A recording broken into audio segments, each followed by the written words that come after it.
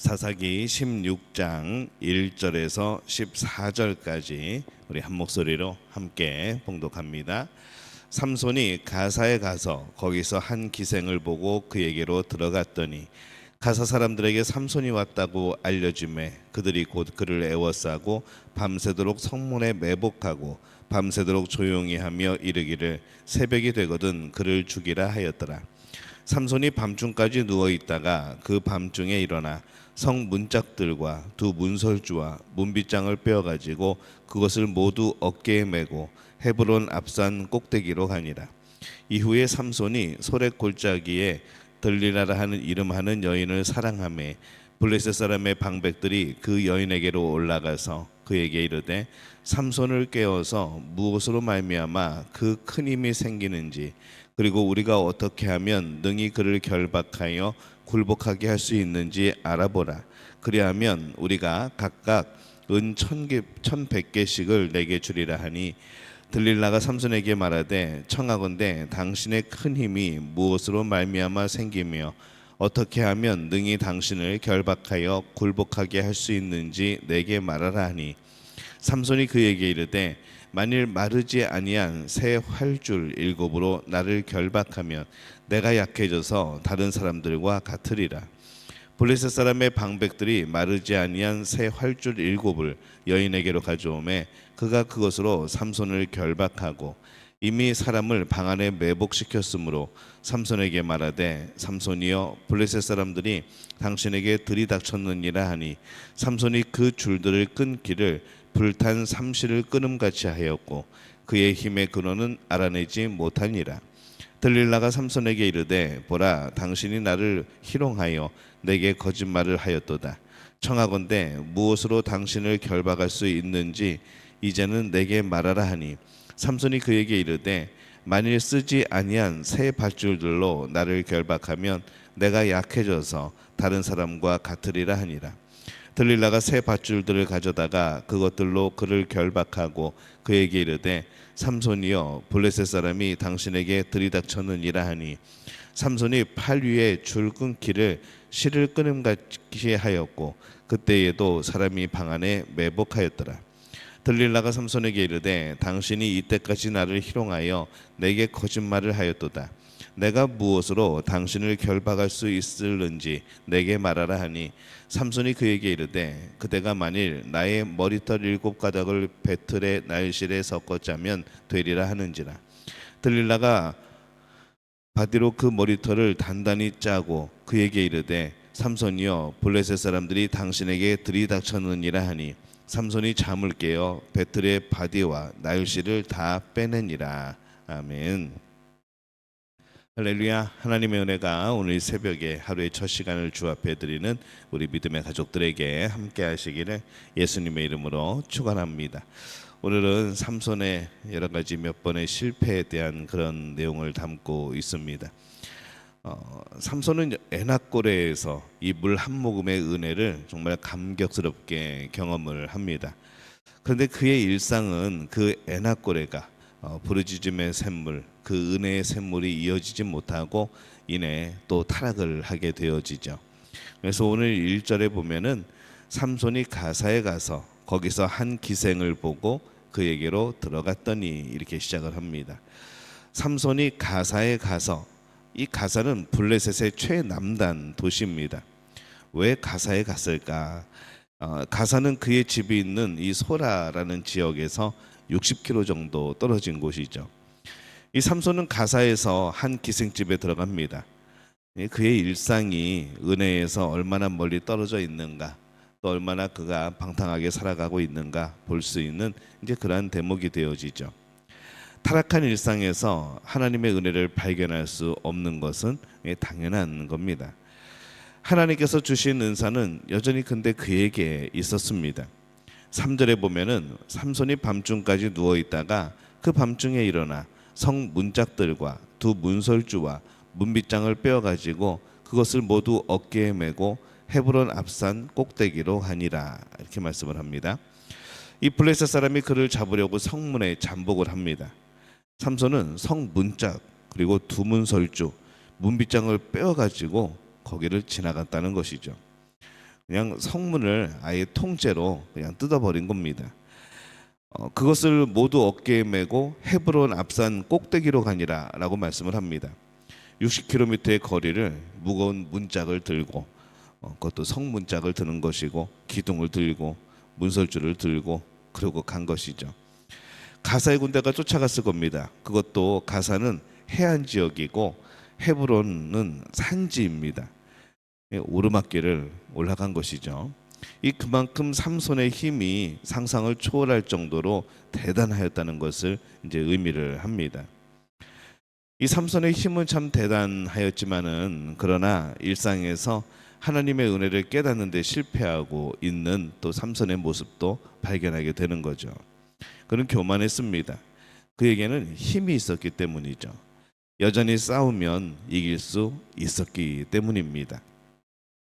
오늘날 사람들이 물질을 잘 모으고 일상에서 믿음으로 사는 일에 실패하고 있음에도 불구하고 스스로를 잘 살고 있다고 착각하게 되는 경우가 많이 있습니다. 정말 잘 사는 게 무엇인가 고민하게 되어지는 것이죠. 그냥 이 세상에서 뭔가 풍족하게 살아가면 잘 사는 것인가? 정말 그렇게 생각한다면은 이 하나님의 은혜, 하나님의 역사하심, 하나님의 임재를 느끼지 못해도 잘 산다고 착각할 수 있는 것이죠. 그러나 하나님께서 주신 은사로 잘 먹고 잘 살고 있어도 일상에서 하나님의 은혜를 발견하는 데에 실패한다면 그것은 절대로 잘 사는 인생은 아닐 겁니다. 삼손은 엄청난 힘으로 거침없는 인생을 살고 있습니다. 근데 이 거짓된 인생은 거짓으로 결말이 지어지게 되죠.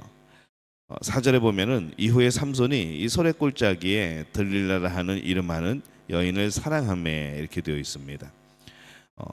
사랑하는 여인의 이름이 들릴라입니다. 이 여인의 국적이 나와 있지는 않지만은 이 블레셋 사람들과 내통하는 것으로 봐서는 이 블레셋 여인으로 보이죠. 뭐 사랑이 국경도 초월한다고 말을 하지만은 그러나 사실 우리가 잘 다스려야 하는 것은 남녀간의 사랑의 마음이 되어지는 겁니다. 그 마음이 매우 강하기에 그 마음이 하나님의 뜻에 합한 것인지 아니면 합하지 않은 것인지 잘 살펴야 하는 것이죠. 그것이 워낙 강한 것이기 때문에 잘못하면 사람으로 하여금 크게 타락하게 만들기도 합니다. 근데 이 삼손은 교만하여서 하나님의 뜻을 묻지 않습니다. 자신의 마음을 다스리지 못하고 교만하여 그 마음대로 결정하고 살아가는 것이죠. 삼손은 사랑으로 다가갔습니다. 근데 들릴라라는 여인은 삼손에게 이제 그런 마음이 아니었던 거죠. 5절에 보면은 블레셋 사람의 방백들이 그 여인에게로 올라가서 그에게 이르되 삼손을 꾀어서 무엇으로 말미암아 그 큰 힘이 생기는지 그리고 우리가 어떻게 하면 능히 그를 결박하여 굴복하게 할 수 있는지 알아보라. 그리하면 우리가 각각 은 1,100개씩을 내게 주리라 하니 이렇게 말씀을 하죠. 블레셋 방백들이 여인에게 큰 돈을 제안합니다. 각각 은 1,100개씩 제안을 하죠. 환산하면은 한 50억이 넘는 돈이 되지 않을까 싶습니다. 이 들릴라는 돈 때문에 사랑의 마음도 배신하고 위험을 무릅쓰고 삼손을 굴복하게 할 방법을 찾고 있습니다. 사랑은 강합니다. 때로는 순수합니다. 근데 그만큼 제일 먼저 타락하기도 합니다. 진리를 분별하지 못하게 만들죠. 6절 말씀에 보면은 들릴라가 삼손에게 말하되 청하건대 당신의 큰 힘이 무엇으로 말미암아 생기며 어떻게 하면 능히 당신을 결박하여 굴복하게 할 수 있을는지 내게 말하라 하니 이 들릴라가 이 삼손을 결박할 수 있는 방법, 삼손의 힘을 굴복시킬 수 있는 방법을 지금 묻고 있습니다. 삼손은 이전에 결혼식 때 당했던 기억이 있을 겁니다. 근데 이번에 또 이 들릴라의 요구를 또 들어주는 척을 하는 것이죠. 삼손도 처음에는 계속 거짓 정보를 줍니다. 8절에 보면은 블레셋 사람의 방백들이 마르지 아니한 새 활줄 일곱을 여인에게로 가져오매 그가 그것으로 삼손을 결박하고 이렇게 되어 있습니다. 자신이 알려준 정보대로 이 들릴라가 삼손을 묶은 것이죠. 거짓 정보였기 때문에 그것을 그냥 풀어낼 수 있었습니다. 하지만은 그렇다면은 이 들릴라가 이미 위험한 인물이라는 것, 위험한 여인이라는 것을 알아채야 하는 것이죠. 근데 삼손이 전혀 그렇지를 못합니다. 그것도 세 번이나 반복될 때까지 일반 사람들이 보기에도 이 들릴라라는 여인의 나쁜 의도가 뻔히 보임에도 불구하고 이 삼손은 그것을 눈치채지 못하고 또 교만하였던 것이죠. 삼손은 결국 넘어갑니다. 아주 사랑은 아주 뻔한 상식도 분간하지 못하게 만들 때도 있습니다. 사람들은 보통 사랑은 무엇이든지 가능하다라고 생각을 합니다. 근데 사실은 그래서 사랑은 또 위험하기도 한 것이죠. 사랑만큼 사람을 실패로 이어지게 하는 것도 없습니다. 이 삼손은 이스라엘을 블레셋에서부터 구원하도록 이 하나님으로부터 엄청난 힘을 받았습니다. 이 큰 은사를 받은 거죠. 그러나 그는 그것을 잘못된 곳에 사용을 합니다. 그 힘이 어디를 향해야 되는지, 그 힘이 무엇을 위해 사용해야 되는지 이것이 분간하지 못하는 것이죠. 그 순수한 마음도 진리에 비춰보지 않음으로 인해서 가장 잘못된 곳에 사용되어지고 이용되어지는 이제 그런 모습으로 가는 겁니다. 그것을 멸망으로 이끌게 되어지는 이제 그런 결론에 다다르게 되어지는 것이죠. 아무리 좋은 은사도 사랑도 하나님의 목적에 맞아야 됩니다. 그러려면은 일상에서 하나님의 목적, 하나님의 뜻 이것을 우리가 늘 생각을 해야 하는 것이죠. 그 은사와 사랑이 발휘되는 곳이 우리 일상의 생활입니다. 일상에서 하나님의 목적과 뜻에 맞게 사용되고 있는가 이걸 우리가 유심히 살펴보아야 합니다. 이 은사가 내 재능이 그것이 정말 나의 일상을 믿음으로 이끌어가고 있는지 아니면 나를 거짓으로 이끌어가고 있는지 이것을 보면은 그것이 나에게 하나님이 기뻐하시는 그런 도구가 되어지는지 아닌지 금방 분별이 되어지겠죠. 우리들은 어떤 은사를 가지고 있습니까? 또 어떤 마음들을 품고 있습니까?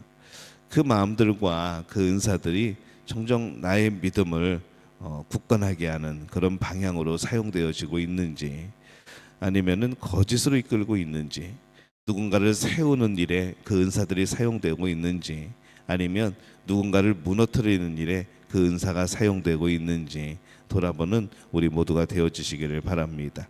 하나님이 주신 것들을 또 하나님을 위하여서 아름답게 사용할 수 있는 그런 복된 우리 믿음의 가족들이 되어지시기를 예수님의 이름으로 축원합니다.